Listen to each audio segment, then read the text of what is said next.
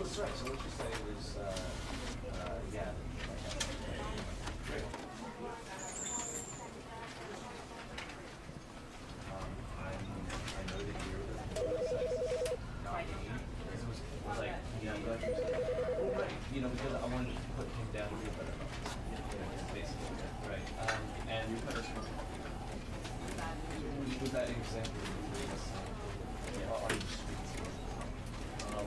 Does it work from like does it still work? Can you be able to support you with like going and the same thing? Or does it have to be true again? Even if you were going to be sarcastic and ironic, I think you should still act.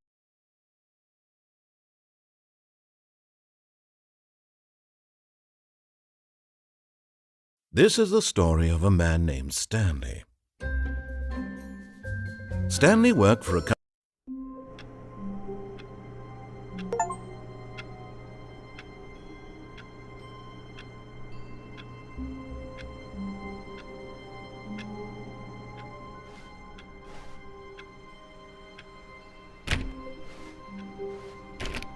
All of his co-workers were gone. What could it... Oh, please. Are you really just doing this for the achievement? Click a door 5 times. Is that all that you think an achievement is worth? No, no, no, no, no. I can't just give these merits away for such little effort. A measly 5 clicks. Now suppose you were to click the door 20 times. I would say that's the kind of effort that warrants recognition.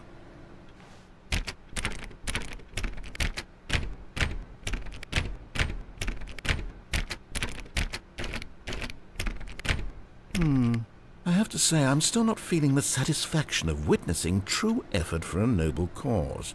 Perhaps 50 clicks will do it. Yes, almost certainly 50 clicks.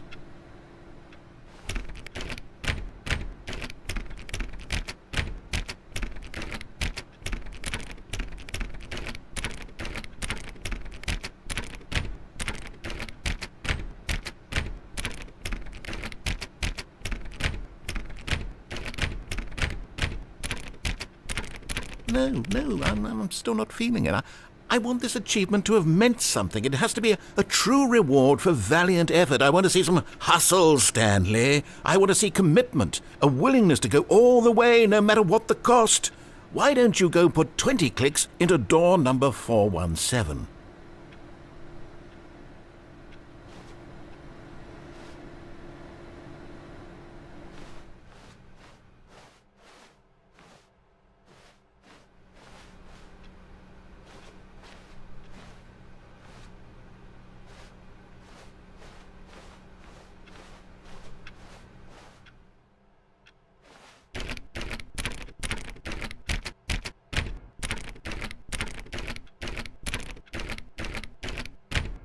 Oh, great. Now, go click a few times on door 437.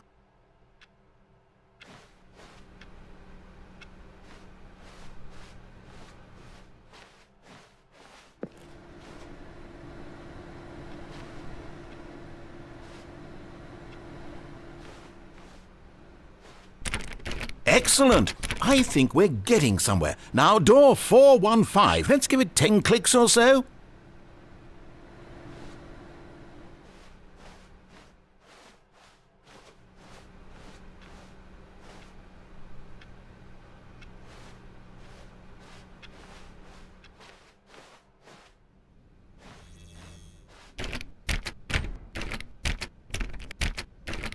Now, back to door number 437.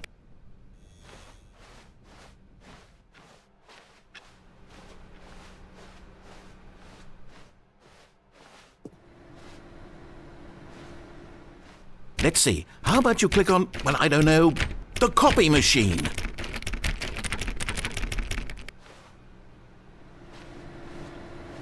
All right, back to room 417. I'm really feeling it now. I think we're getting somewhere. Okay, now go climb on employee 419's desk.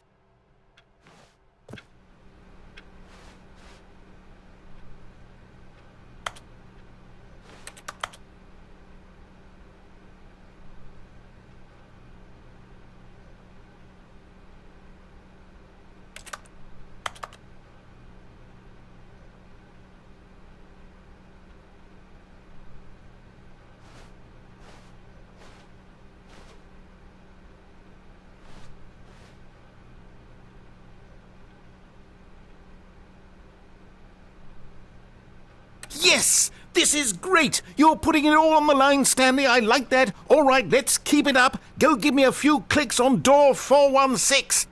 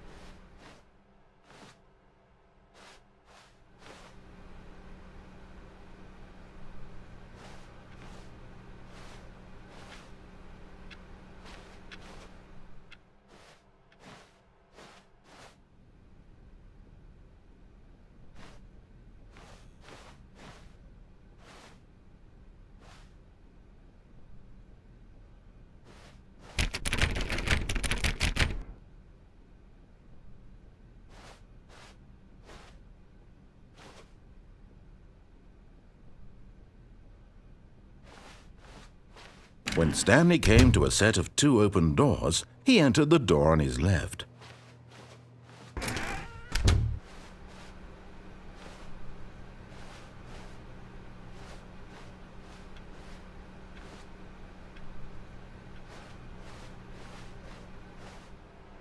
Yet there was not a single person here either. Feeling a wave of disbelief, Stanley decided to go up to his boss's office, hoping he might find an answer there.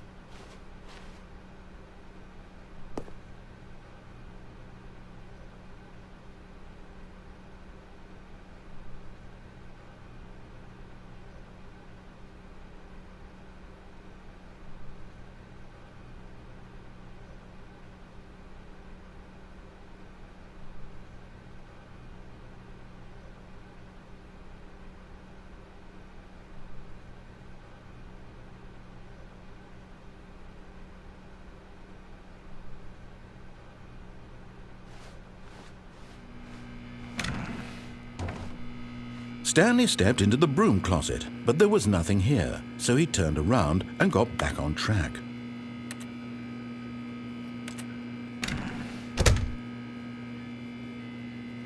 There was nothing here, no choice to make, no path to follow, just an empty broom closet. No reason to still be here.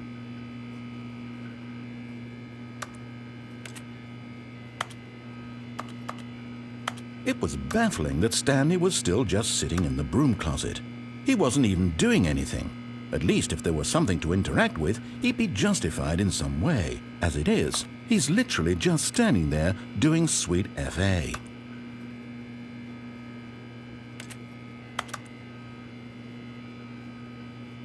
Are you really still in the broom closet? Standing around doing nothing? Why? Please offer me some explanation here. I'm genuinely confused.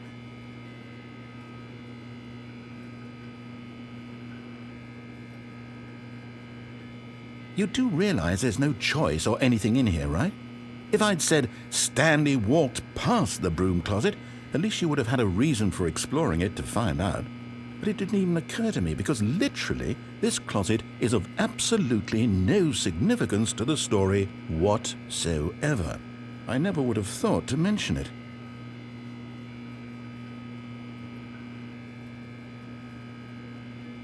Maybe to you this is somehow its own branching path. Maybe when you go talk about this with your friends you'll say, "Oh, did you get the broom closet ending? The broom closet ending was my favourite." I hope your friends find this concerning.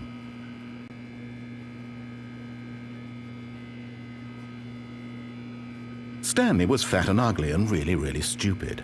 He probably only got the job because of a family connection. That's how stupid he is. That or with drug money. Also, Stanley is addicted to drugs and hookers.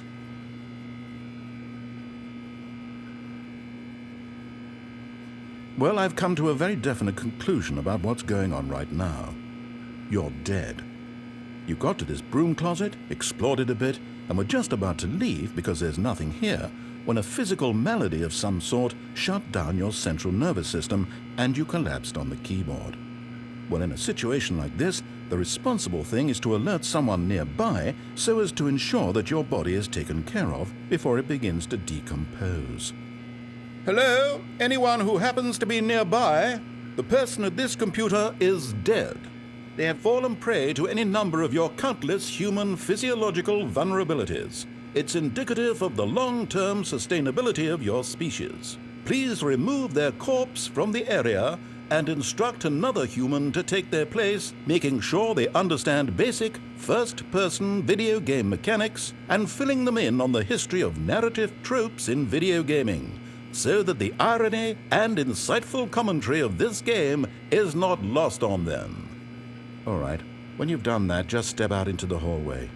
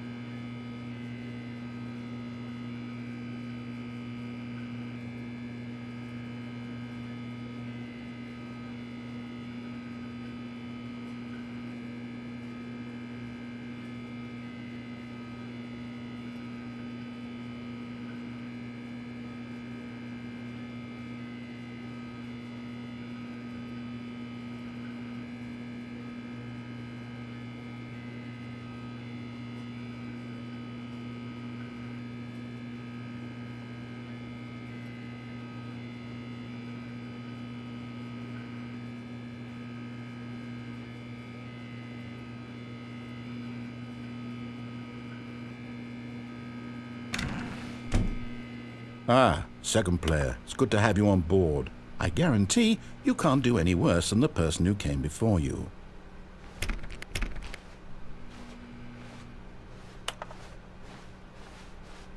Coming to a staircase, Stanley walked upstairs to his boss's office.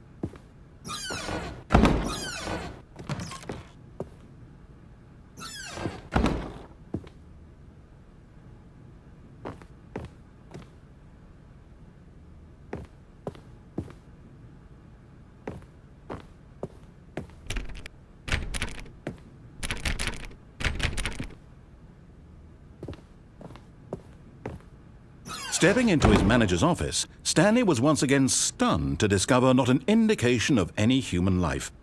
Shocked, unraveled, Stanley wondered in disbelief who orchestrated this. What dark secret was being held from him?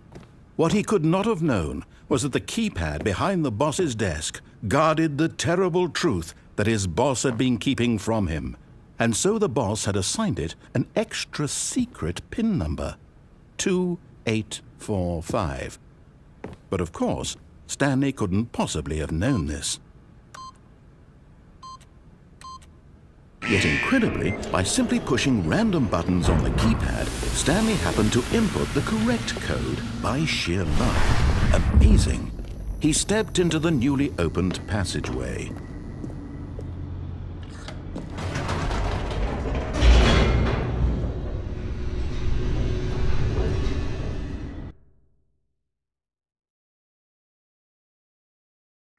Descending deeper into the building, Stanley realized he felt a bit peculiar.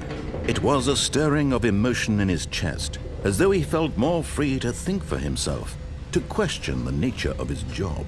Why did he feel this now, when for years it had never occurred to him? This question would not go unanswered for long. Stanley walked straight ahead through the large door that read Mind Control Facility. Although this passageway had the word Escape written on it, the truth was that at the end of this hall, Stanley would meet his violent death. The door behind him was not shut. Stanley still had every opportunity to turn around and get back on track. At this point, Stanley was making a conscious, concerted effort to walk forward and willingly confront his death.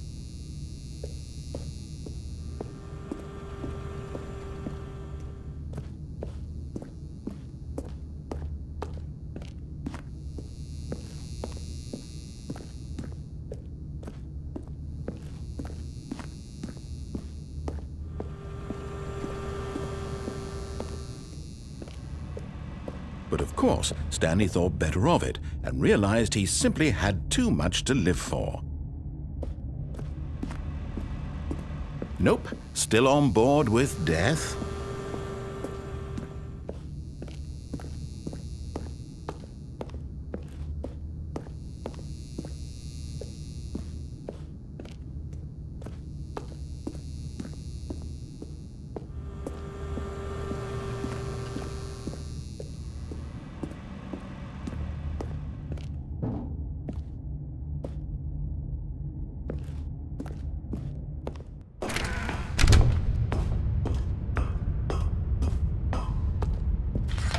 The lights rose on an enormous room packed with television screens. What horrible secret did this place hold? Stanley thought to himself. Did he have the strength to find out?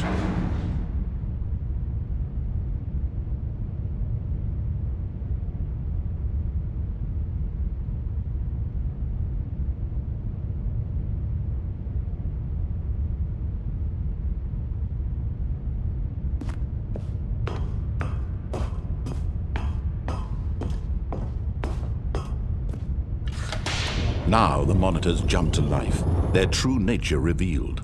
Each bore the number of an employee in the building, Stanley's co-workers. The lives of so many individuals reduced to images on a screen, and Stanley, one of them, eternally monitored in this place where freedom meant nothing.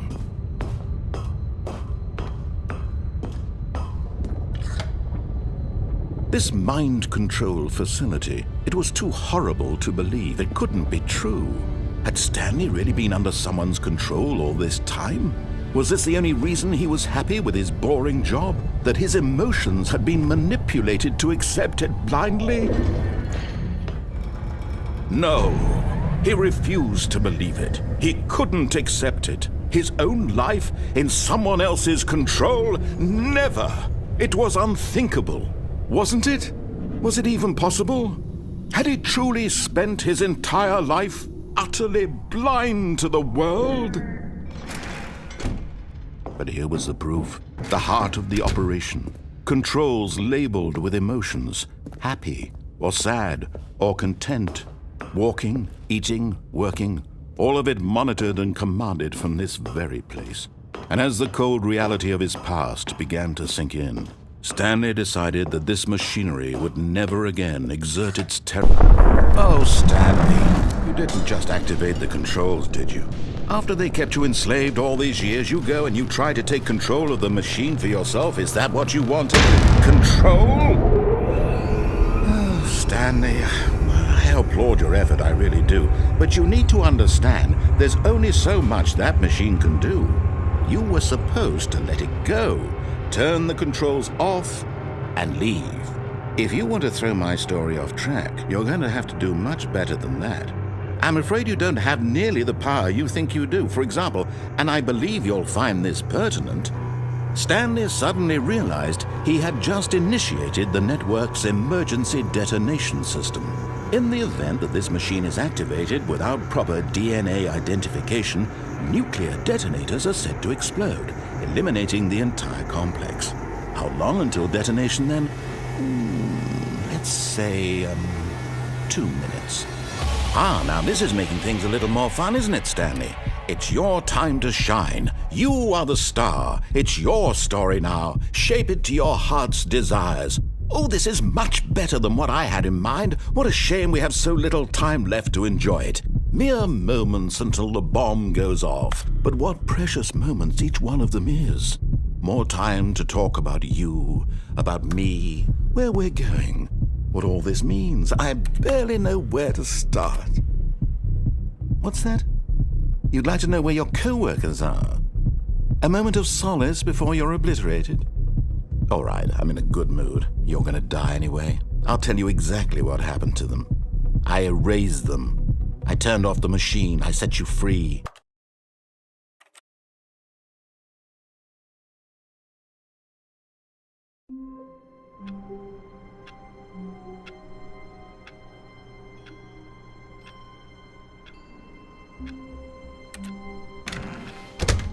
But Stanley simply couldn't handle the pressure.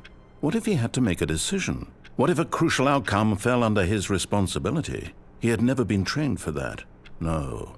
This couldn't go anywhere except badly.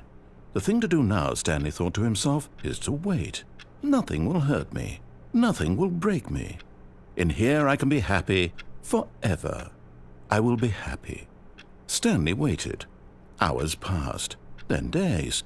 Had years gone by? He no longer had the ability to tell. But the one thing he knew for sure, beyond any doubt, was that if he waited long enough, the answers would come. Eventually, someday, they would arrive. Soon, very soon now, this will end. He will be spoken to. He will be told what to do. Now it's just a little bit closer. Now it's even closer. Here it comes.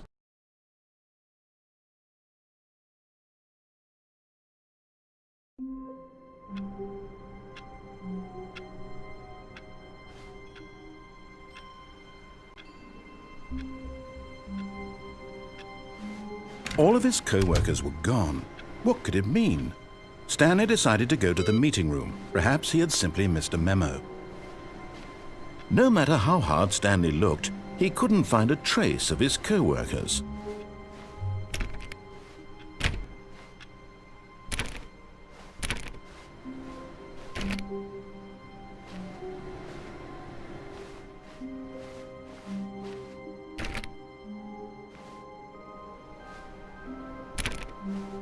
Stanley went around touching every little thing in the office, but it didn't make a single difference, nor did it advance the story. Stanley clicked on literally every single door in the office, because he doesn't pick up well on cues from his environment.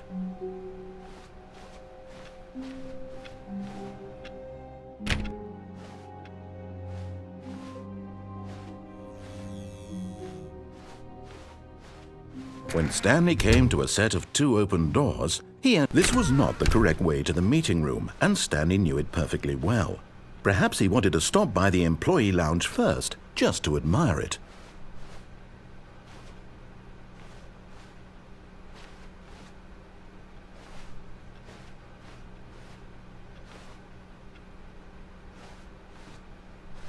Ah, yes, truly a room worth admiring.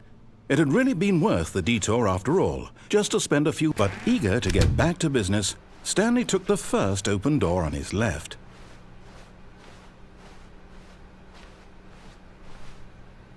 Stanley was so bad at following directions, it's incredible he wasn't fired years ago.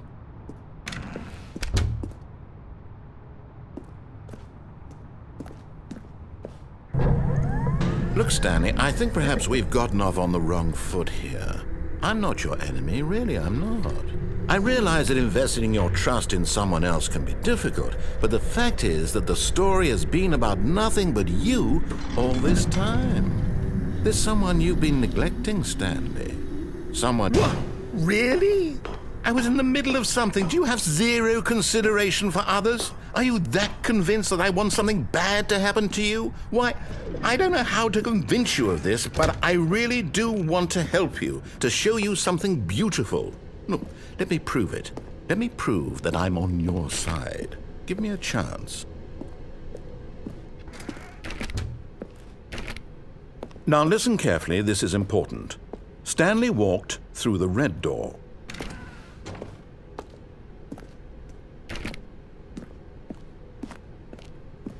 Oh, thank God you are willing to listen to me. Do you see that I really have wanted you to be happy all this time? The problem is all these choices. The two of us always trying to get somewhere that isn't here. Running and running and running, just the way you're doing right now. Don't you see that it's killing us, Stanley? I wanted to stop. We would both be so much happier if we just stopped. And I think I have a solution. Here, let me show you.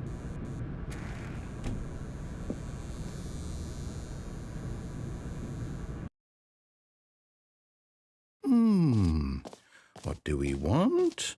What are we looking for? Here. Yes. Oh, it's beautiful, isn't it? If we just stay right here, right in this moment with this place, Stanley, I think I feel happy. I actually feel happy.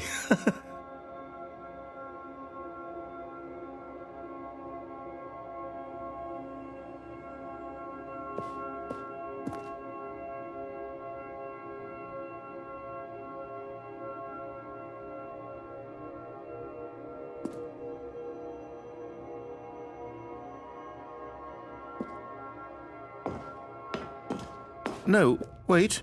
Where are you going?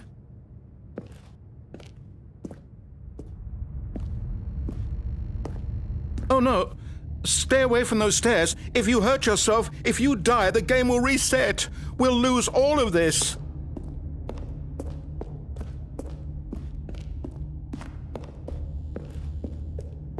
Please, no, Stanley, let me stay here. Don't take this from me. Please, Stanley, think about what you're doing.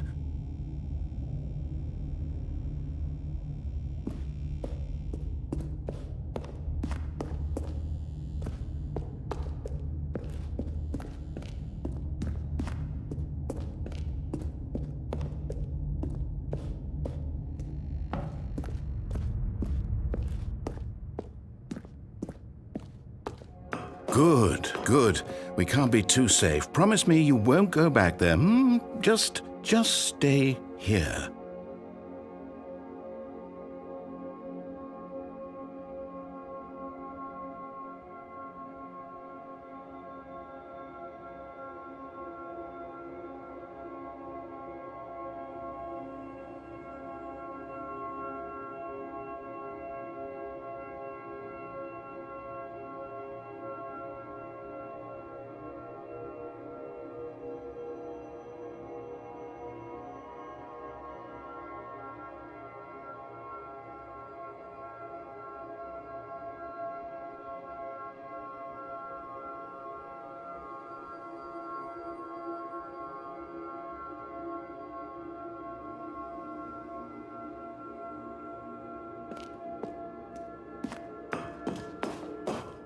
No!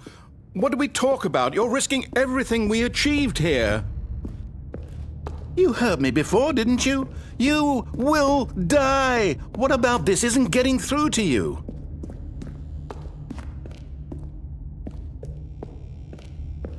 No! Oh, thank God. You lived. You had me worried there for a moment. Now, can we please get back to the other room?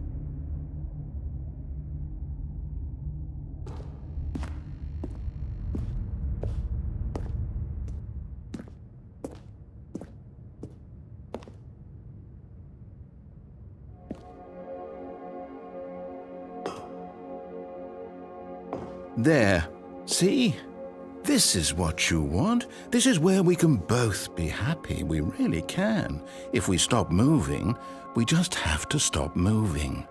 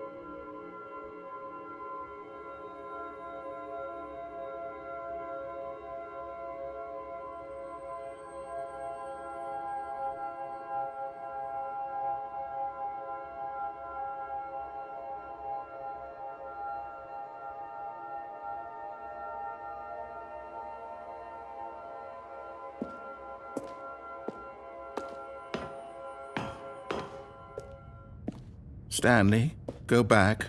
There's nothing good that can come from this.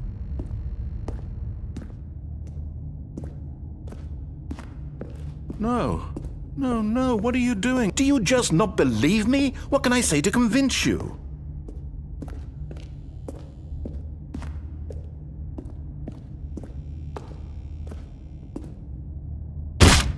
Stanley, let's go back to the other room. Can you do that for me? My God, is this really how much you dislike my game? That you'll throw yourself from this platform over and over to be rid of it? You are literally willing to kill yourself to keep me from being happy. Am I reading the situation correctly?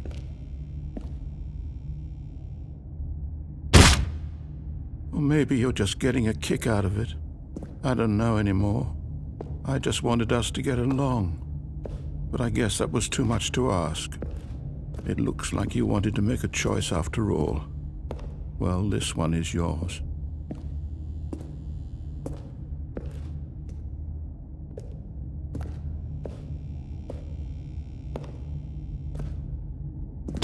Is it over?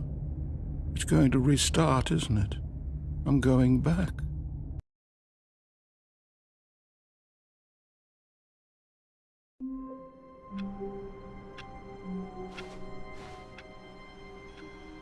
All of his co-workers were gone. What could it mean? Oh, please. Are you really just doing this for the achievement? Click a door 5 times. Is that all that you think an achievement is worth? No. I can't just give these merits away for such little effort. A measly 5 clicks. Now suppose you were to click the door 20 times. I would say that's the kind of effort that warrants recognition.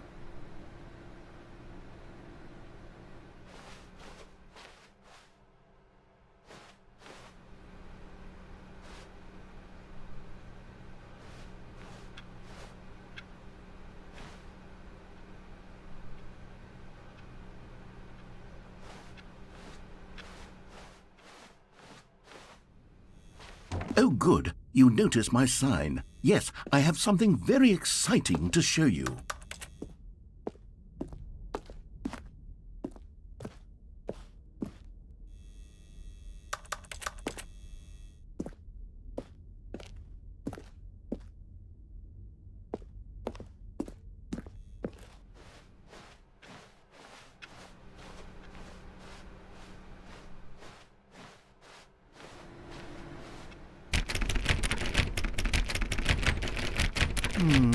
I have to say, I'm still not feeling the satisfaction of witnessing true effort for a noble cause.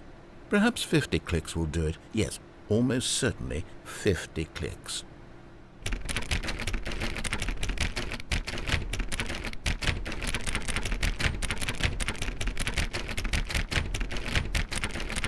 No, I'm still not feeling it. I want this achievement to have meant something. It has to be a true reward for valiant effort. I want to see some hustle, Stanley. I want to see commitment, a willingness to go all the way, no matter what the cost.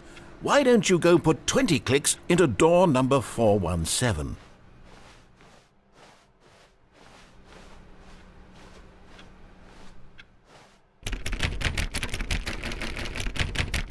Oh, great. Now, go click a few times on door 437.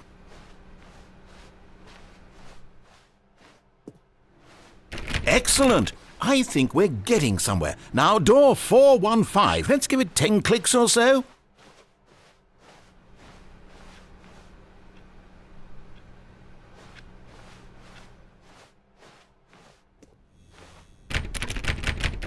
Now, back to door number 437.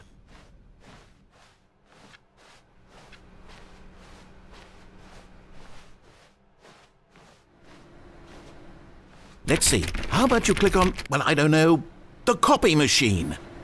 All right, back to room 417. I'm really feeling it now. I think we're getting somewhere.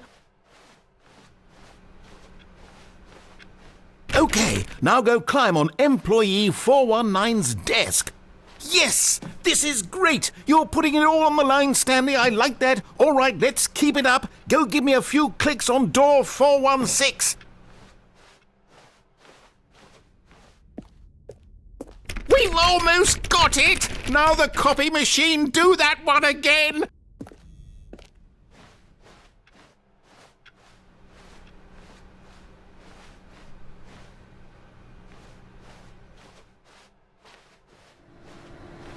Finish it off, Stanley! 5 clicks on door 430! Yes! We did it! Oh, wow. That felt amazing. Oh, you really earned it, Stanley. Nothing could hold you back. Yes, I'm very proud of how far we've come today. Just think, only a few minutes ago you believed an achievement was worth 5 little clicks. Really now, what were you thinking?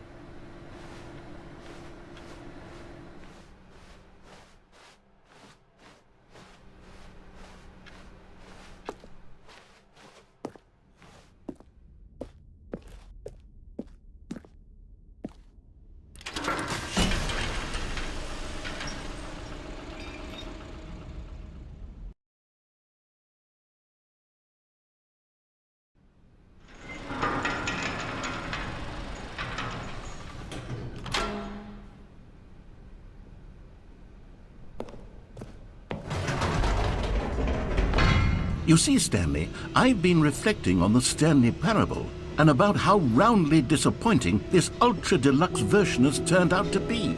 The original Stanley Parable was a landmark. and any new content for it should live up to that legacy. So forget this ultra deluxe nonsense. I say we take it one step even further. Which is why I'm very proud to announce for the first time ever, the Stanley Parable 2.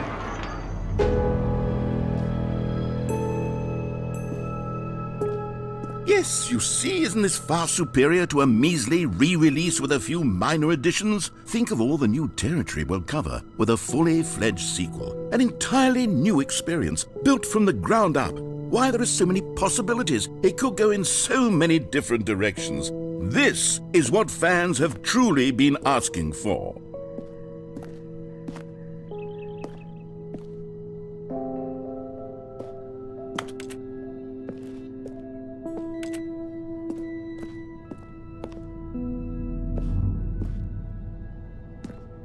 Calling it the Stanley Parable 2 is just so much catchier than Ultra Deluxe, don't you think? Ultra Deluxe? What does it even mean? But the Stanley Parable 2, now that's an artistic statement right there.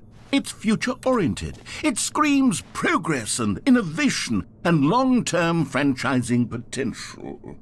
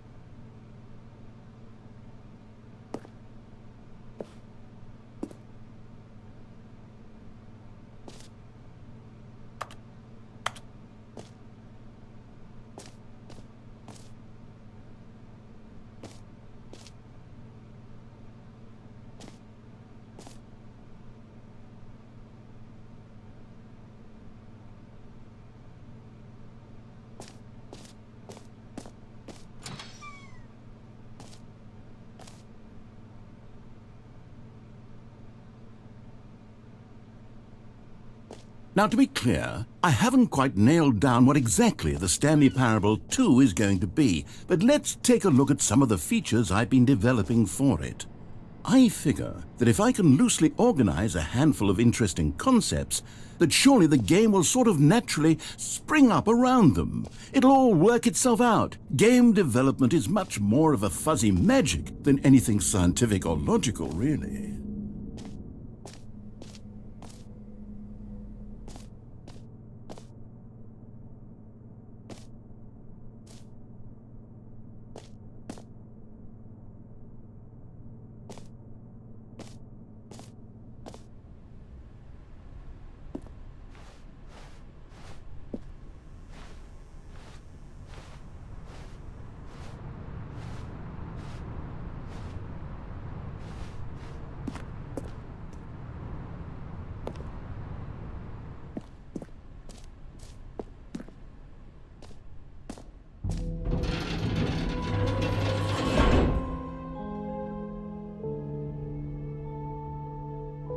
Here we are. Go on, try out some of the new features.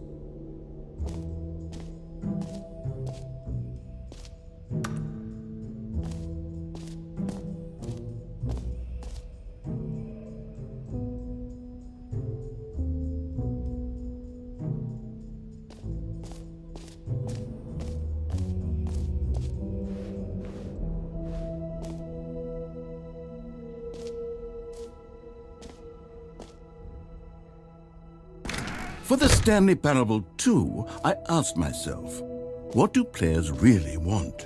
And of course, the first and most obvious answer is that they want to be individually recognized and validated as people. So with that in mind, my first addition to the game is this button which speaks the name of the person playing the game. Isn't that wonderful?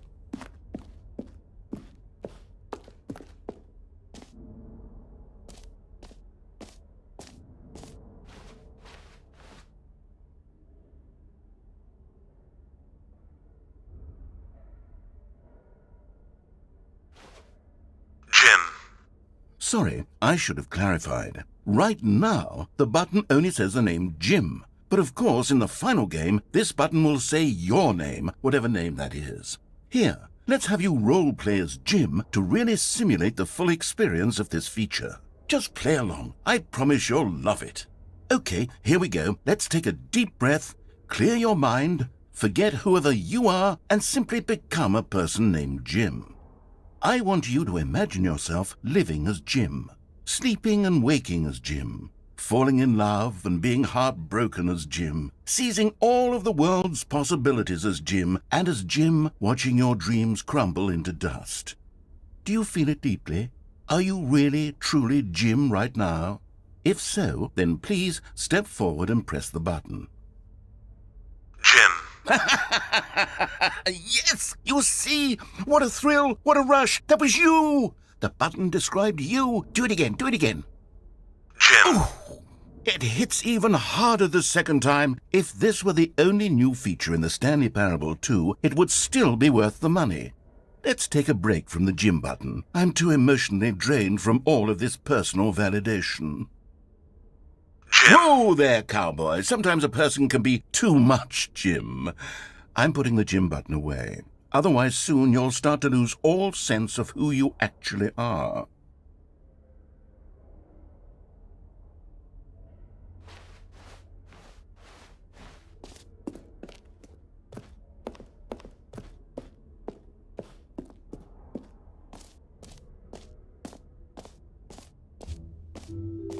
I suppose I could allow only people named Jim to play the Stanley Parable 2. That would actually save me the work of finishing this feature.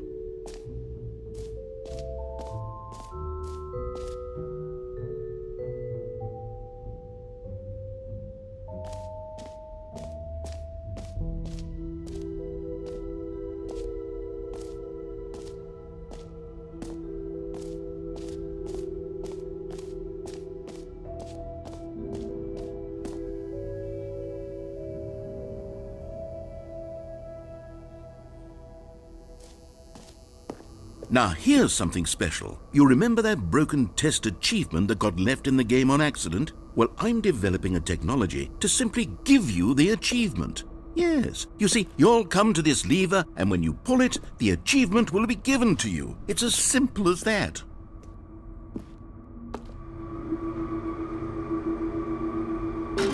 Okay, perhaps I should have clarified. This is technology that will exist. Right now, the achievement is still fully broken. I'm not a wizard, Stanley, but I guarantee it will be fixed in the sequel to at last satisfy the hordes of ravenous fans all over the world who have been uproariously demanding this feature. Gamers, we hear you, and I promise it will happen.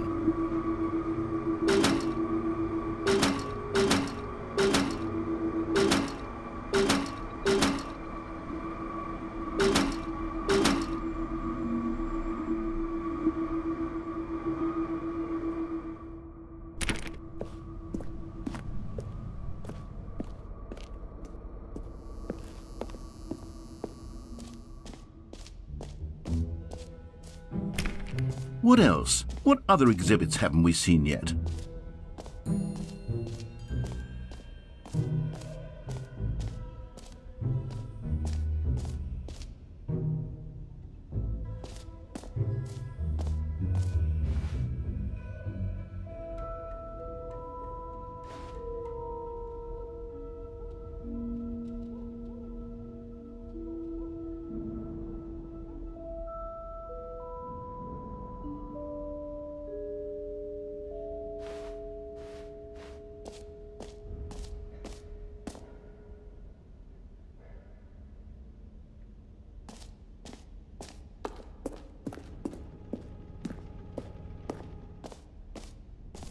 Ah, collectibles.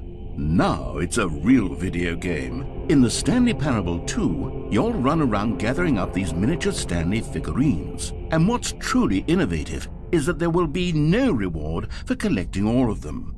I don't want to stifle the intrinsic joy of watching a number go up. You simply collect all of them, and then you move the hell on with your unremarkable life.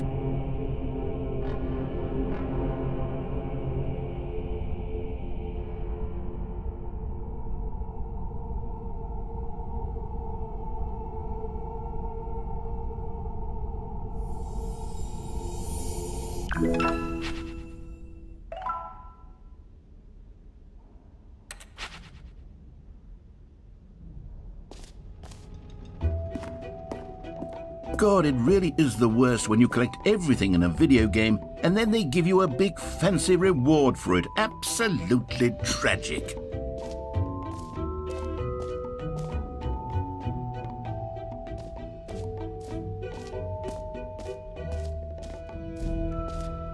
You know what? Let's bring the jump circle back for Stanley Parable 2 as well. It's... Oh, wait. You already spent all your jumps the first time we saw the jump circle. Oh well. I suppose it can just be a nice decorative piece then.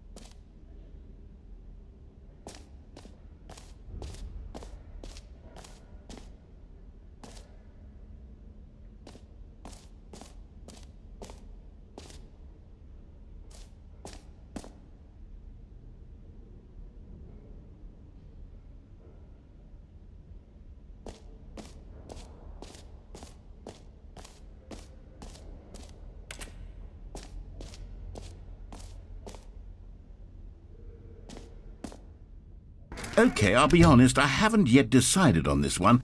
I think that in the new version, the office could use a bit of decoration, like balloons. But I'm undecided on Get Well Someday and Happy 12th Birthday. Which would you go with?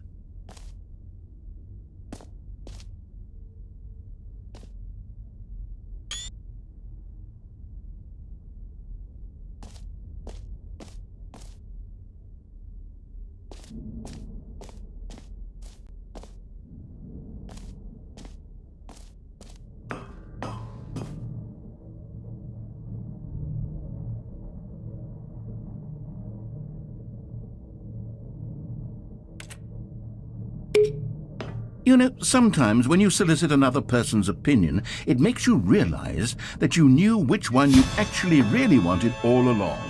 Happy 12th birthday, step-niece, it is.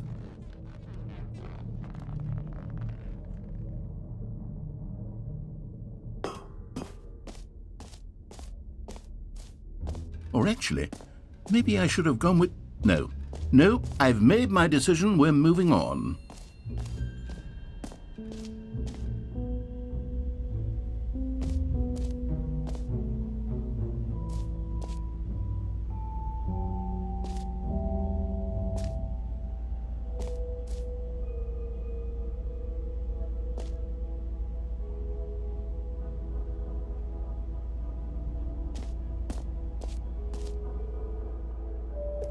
Stanley, here's an idea that I'm truly fond of. It's never been done before in a video game. This is, in fact, a hole that you can fall down forever. That's right, infinite falling. You can fall until the end of time if you like. A stunning leap forward for video games as a medium.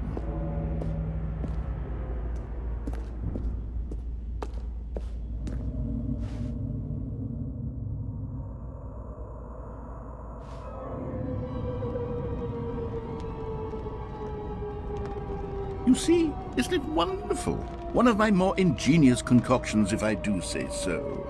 Now then, since you've gotten to see the infinite hole, you can press the teleport button to pop back up to the top, and we can continue onward. Now, I don't mean to be a bummer, but I do recommend you use the teleport button to go back to the top. Maybe do it on the sooner rather than later spectrum of things.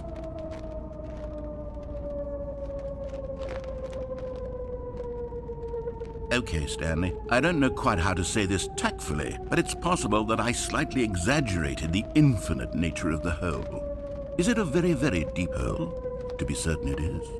It's an extremely deep hole. I don't want anyone to say that it isn't an astonishingly deep hole. It is. Is it infinite? Well, that sort of depends on your definition of infinity. From one perspective, the infinite is merely philosophical in nature. It's more of a... Okay, well, good for you. You found the bottom of the hole. You found me out, Stanley. I'm a liar and a cheat, and you're so clever. Look, I think the issue here is just that you're unusually fascinated by falling. What normal person actually wants to fall infinitely? I figured the hole was as deep as anyone would actually need. Don't you put this on me. Maybe you're the problem. Look, things got a little heated there. I think we both said some things we didn't mean. Why don't we just put all this behind us and agree to just call the hole mostly infinite?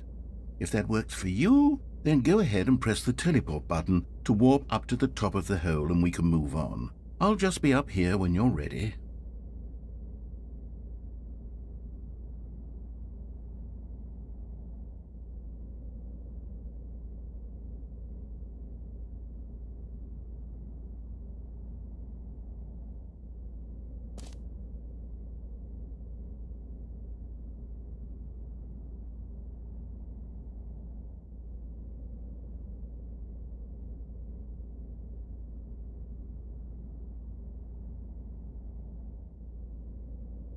Great! Now, I'm very excited to show you even more of my ideas for the sequel.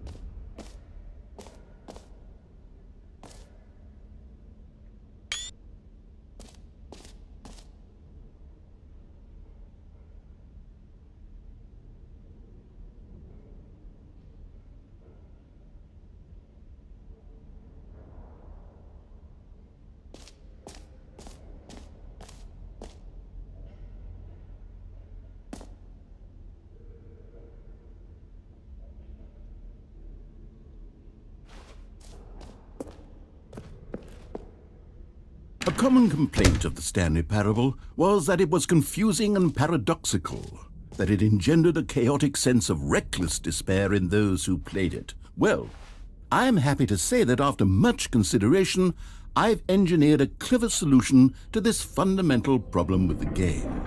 It's the Stanley Parable Reassurance Bucket.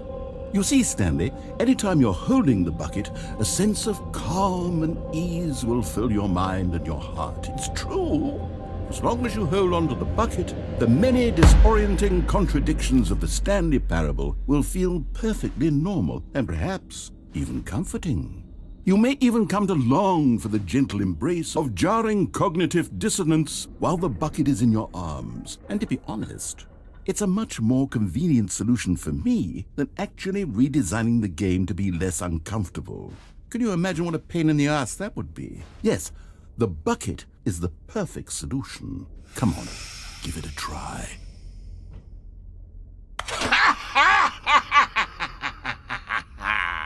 Can you feel it? The glow of comfort, even in the face of crushing despair, must already be sweeping through your body. And in fact, can I say that I do believe the bucket lends you an air of charisma as well? I think that just holding it has made you the slightest bit more attractive as a person. The benefits of the bucket seem to go on, don't they? All this and more await you in the Stanley Parable 2.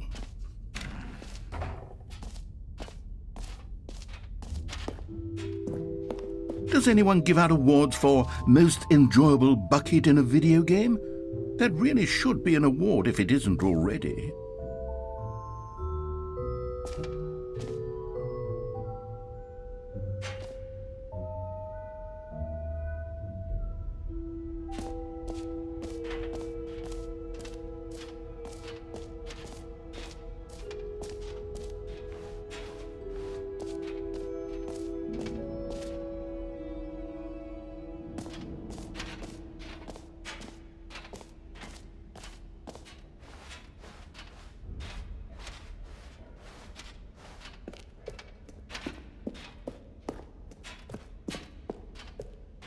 All right, have you seen everything you wanted to? Ready to move on now?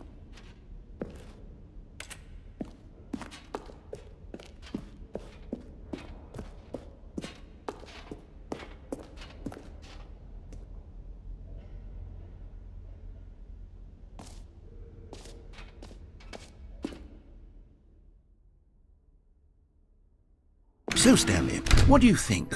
Do you like all of the new features? Yes, I know it's not exactly clear yet how exactly these features will come together as one single coherent video game, but I can feel it in my soul. It's going to work. There's definitely a good game in there somewhere. Say, let's do an experiment. I'll arrange these new features together and we'll see whether or not it coheres into a meaningful gameplay experience. Okay, are you ready? Here it is. I give you the Stanley Parable 2.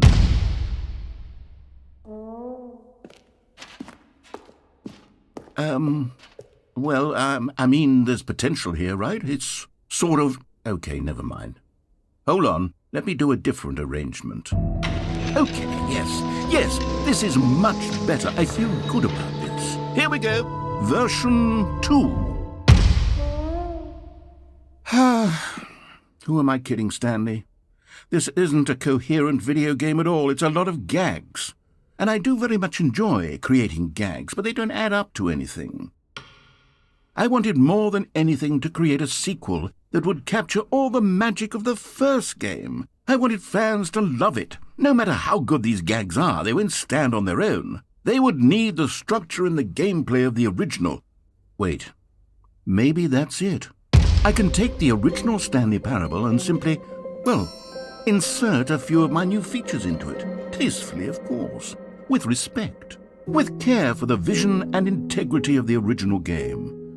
Would it possibly work? I suppose it could. But it would need a really, really tremendous title screen. A title screen that says with bold and uncompromising conviction, "This is the Stanley Parable 2. Let me see if I can whip something up. All right, perfect. Go ahead. Take a look.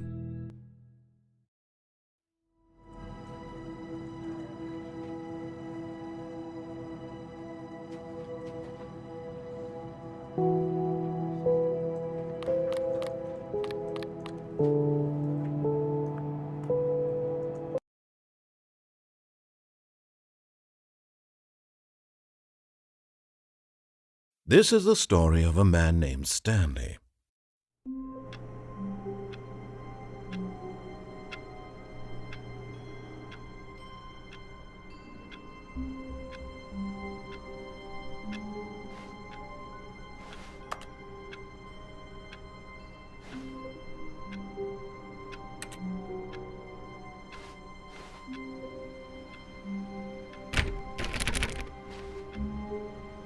All of his co-workers were gone.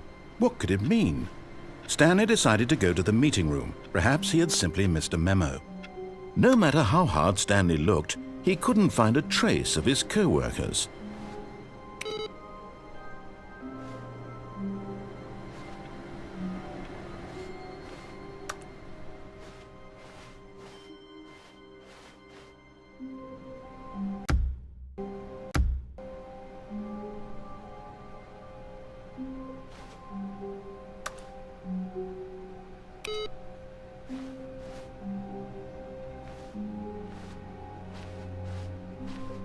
Stanley picked up the bucket.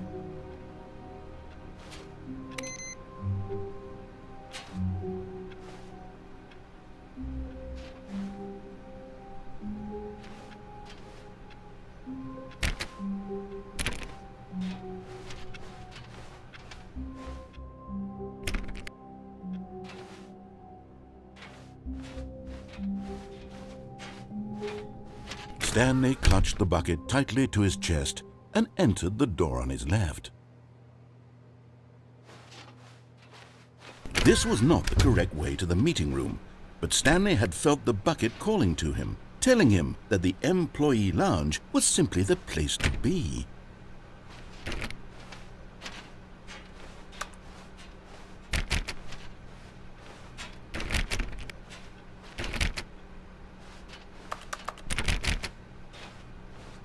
And here it was. Had the bucket turned out to be correct? Was this better than the meeting room? Yes, Stanley thought to himself. Yes, perhaps it truly was. How insightful the bucket turned out to be. No, never mind. The bucket was wrong. Stanley took the door on his left to go back to the meeting room.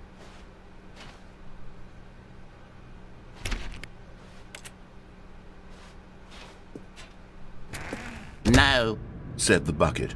don't go to the meeting room. Go somewhere else. The cargo lift, yes. Go there. Go to the cargo lift.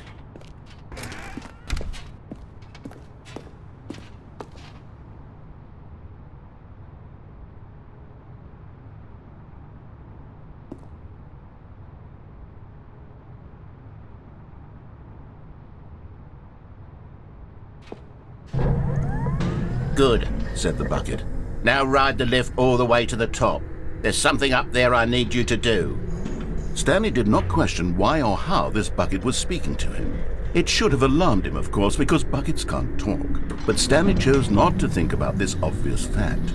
He was firmly convinced that the bucket had spoken to him, and he unthinkingly did whatever the bucket asked.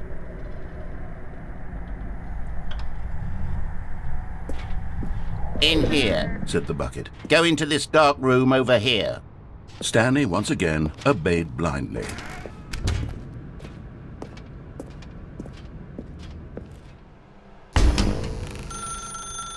Now pick up the phone. Said the bucket. Pick up the phone and it will take us back home, where we can go about life together.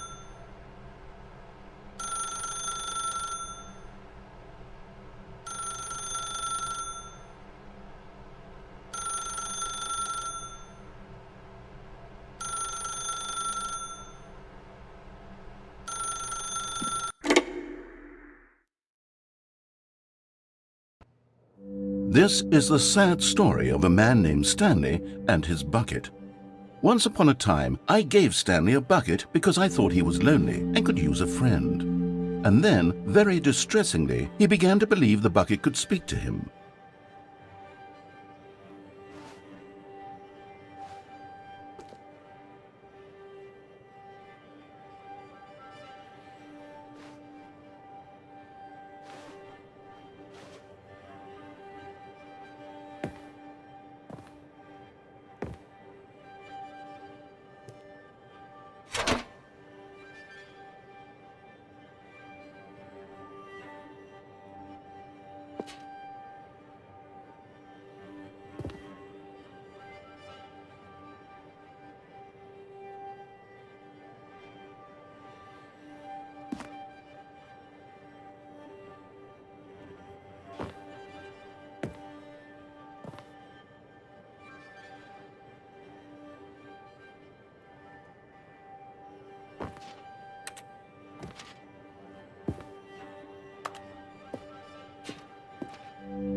The Stanley Parable Reassurance Bucket was merely meant to provide the comforting glow of companionship. It doesn't literally talk and give you orders. Whatever Stanley is hearing the bucket say to him is just in his head.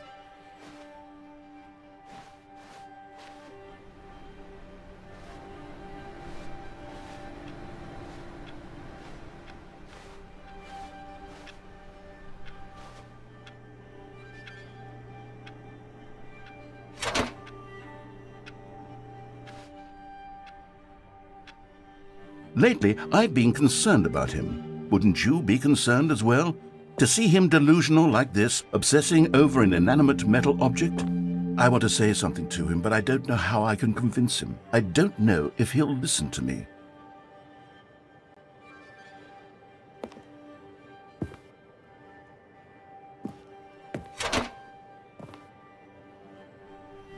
Oh, I'll try anyway. Stanley, can you hear me? Listen to me. It's just a bucket. It can't think, it can't talk.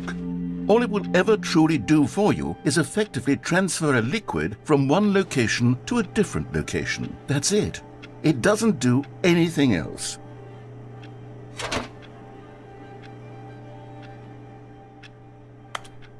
You see, he's not listening. He's still taking orders from the bucket.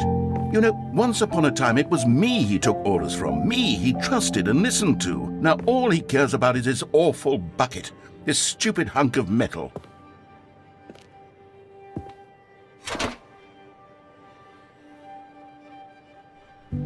It's sad, but I suppose he doesn't need me anymore. From now on, he's just going to cling to this bucket, this cold, empty bucket, this sort of shiny bucket. Well, I'll give it this. The bucket does have a nice shine to it.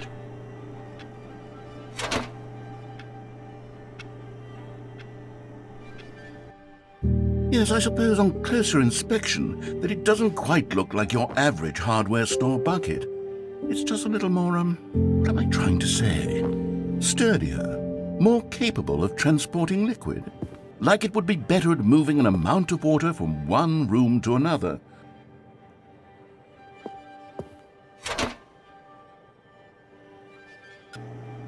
Oh my God, what am I saying? Better at carrying water from room to room. It's a bucket. It's literally just a bucket.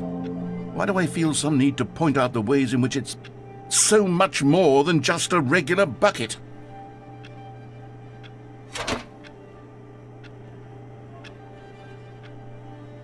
Oh no, I'm having feelings for the bucket. No. What's going on? Why do I want to be with the bucket? Hear what the bucket has to say. Do anything it asks. What's wrong with me? I don't understand. Perhaps if I had the bucket, this would be less confusing. Yes, the bucket could tell me what to do in this troublesome situation.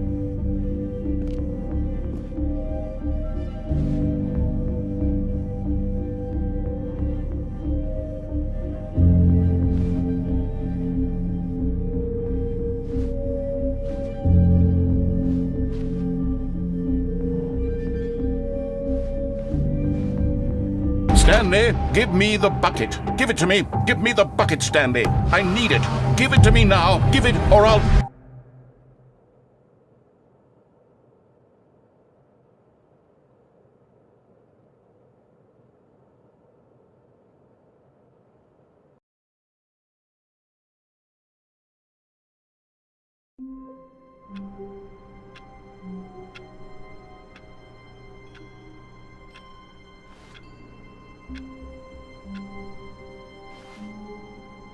All of his co-workers were gone. What could it mean? Stanley decided to go to the meeting room. Perhaps he had simply missed a memo.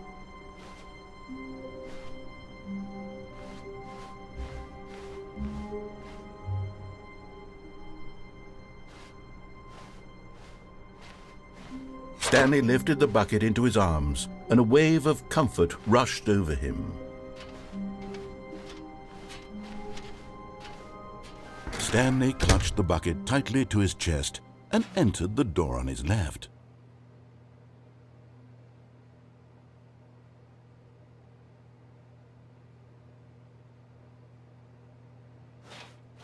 This was not the correct way to the meeting room, but Stanley had felt the bucket calling to him, telling him that the employee lounge was simply the place to be. And here it was. Had the bucket turned out to be correct? No, never mind. The bucket was wrong. Stanley took the door on his left to go back to the meeting room.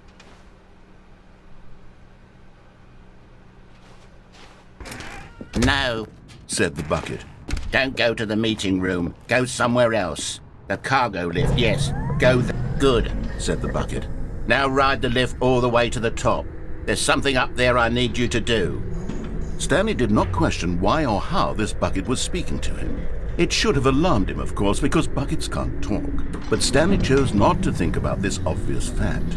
He was firmly convinced that the bucket had spoken to him, and he unthinkingly did whatever the bucket asked.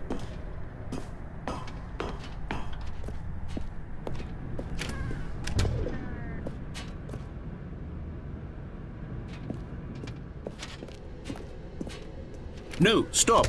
Look there on the wall, you see? There's a sign right there. It says, "No buckets past this point." Stanley, how could you think it was okay to bring the bucket here? Unless, what if the problem is that you actually don't know what is a bucket and what isn't a bucket? I suppose that would explain a lot about your behavior up to this point. Which, if that's true, well, my goodness, I think we have to do something about it.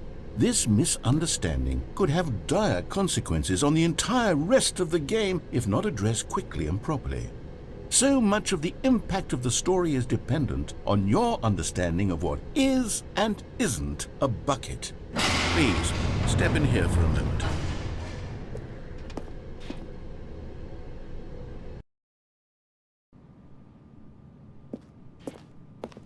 Now then, I'm going to run you through some test scenarios, and you'll tell me whether or not the thing I'm showing you is a bucket.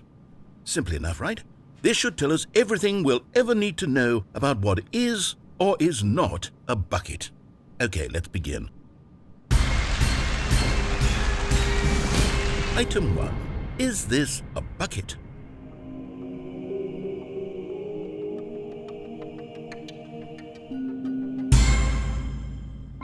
Correct. It is a hologram of a bucket, not an actual bucket.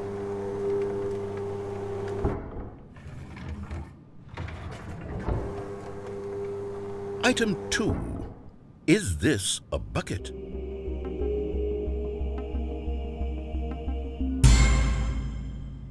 Correct. It is a 3D printed recreation of a bucket, not an actual bucket.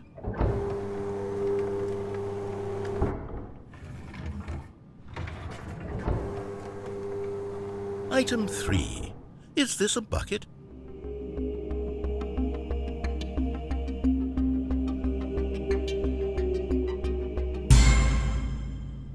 Incorrect. This is a bucket.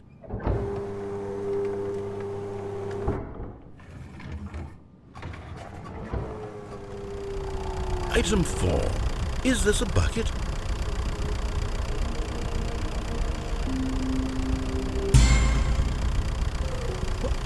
Are you hallucinating? This is a tractor. It's an enormous machine that tills the earth. I thought this was a gimmick. How on earth did you manage to screw it up? Absolutely incredible. Let's just move on to the next one.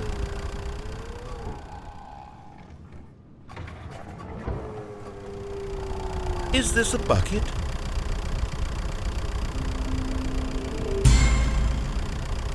Incorrect. This is a bucket.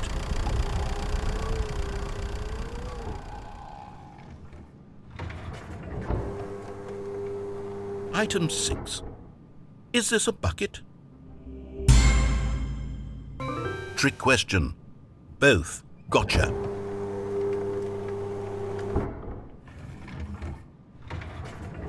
Item... Wait, hold on. I can't find the next one. Let me see. It should be around here somewhere.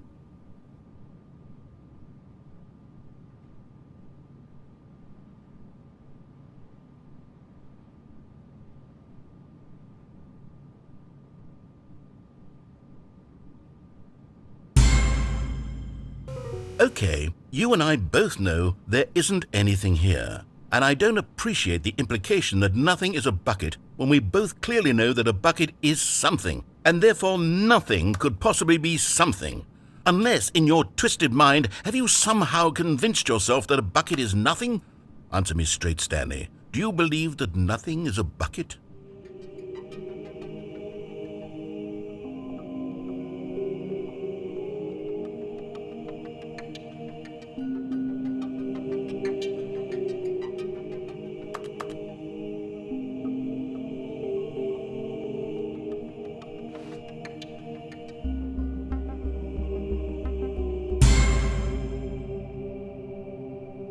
You know what?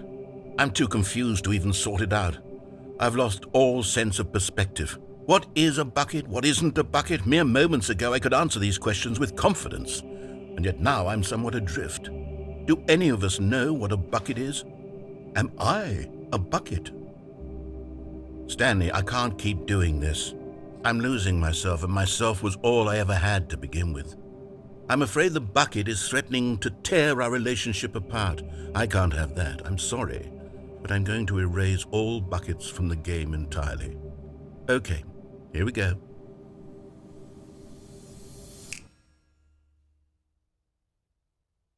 What happened? Is everything gone? Why did everything disappear? Wait, was everything a bucket?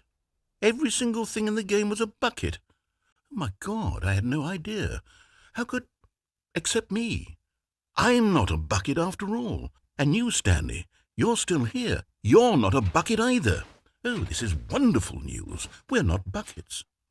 Yes, I actually feel much more at ease right now. It's delightful to get some clarity on that issue. But it doesn't change the fact that we haven't got a game.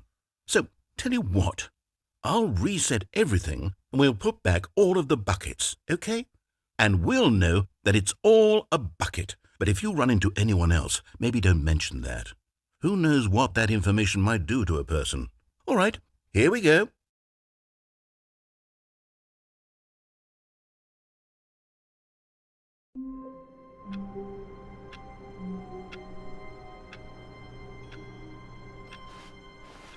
All of his co-workers were gone.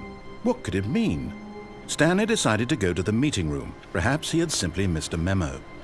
No matter how hard Stanley looked, he couldn't find a trace of his co-workers.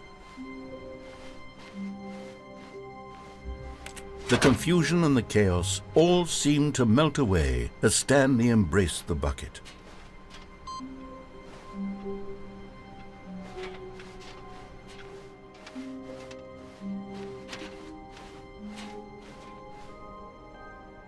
Stanley clutched the bucket tightly to his chest and entered the door on his left.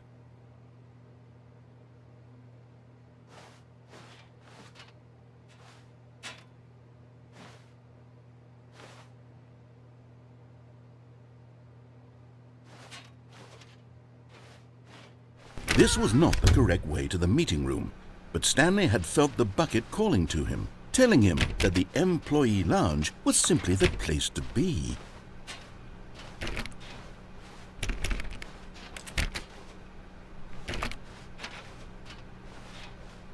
And here it was. Had the bucket turned out to be correct? Was this no? Never mind. The bucket was wrong.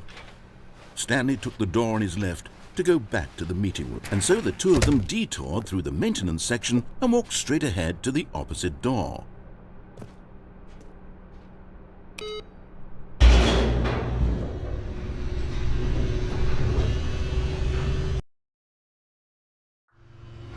Oh, good, Stanley. I'm glad you found your way here. I knew you'd find this place eventually. You see, your friends and I are concerned for you, Stanley. We've come together here because we care about you very much. It's this bucket you're carrying around everywhere. The bucket isn't even from the original Stanley Parable. It's just sequel content. We're the ones that matter, Stanley. Classic characters from the first game, like the Adventure Line and the Broom Closet. Because that's what fans want from a sequel. They want more of their favorite jokes, not this bucket that they've never seen before. Yes, I know I'm the one who gave you the bucket, but you're spending too much time with it. Don't you want another story involving the Adventure Line? We could make the Adventure Line go somewhere new. Yes, yes, that's what the fans want. Let's do it.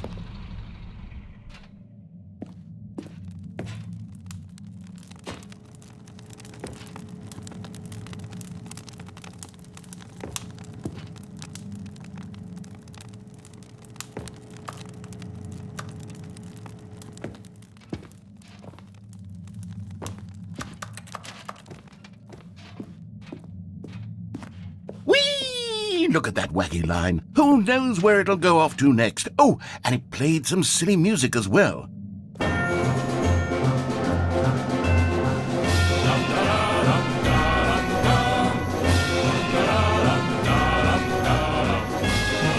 Now this is what the Stanley Parable is all about. Don't you remember all those great jokes from the original dialogue? Also, Stanley is addicted to drugs and hookers. Yes, it's as classic now as it was back then. Let's do it for the fans, Stanley. Let's give them more content exactly like this. But if we want to do that, you're going to have to give something up.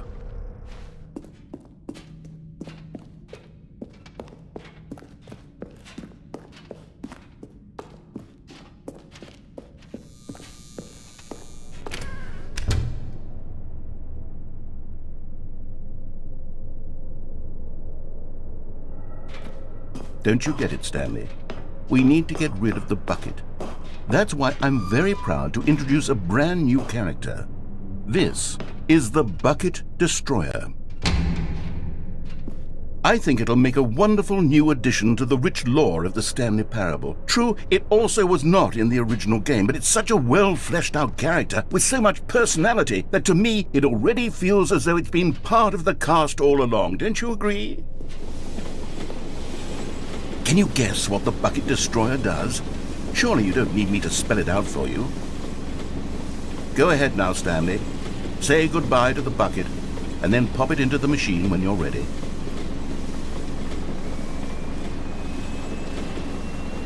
Now listen to me. It's crucial that you give it the bucket. I don't know what the Bucket Destroyer will do if it can't destroy your bucket. Destroying buckets is all it knows. That is its singular personality trait. Sure, I can hear you saying, how does a character with only one personality trait deserve to join the pantheon of beloved Stanley Parable characters?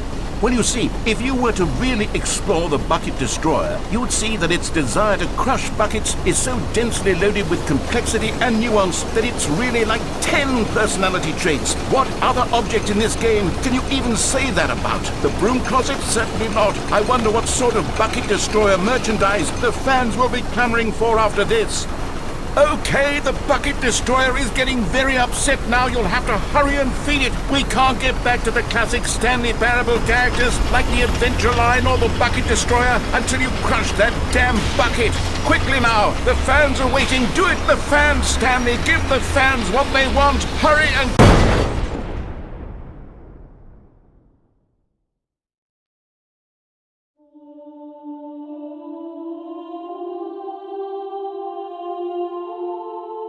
The Bucket Destroyer, my prized creation.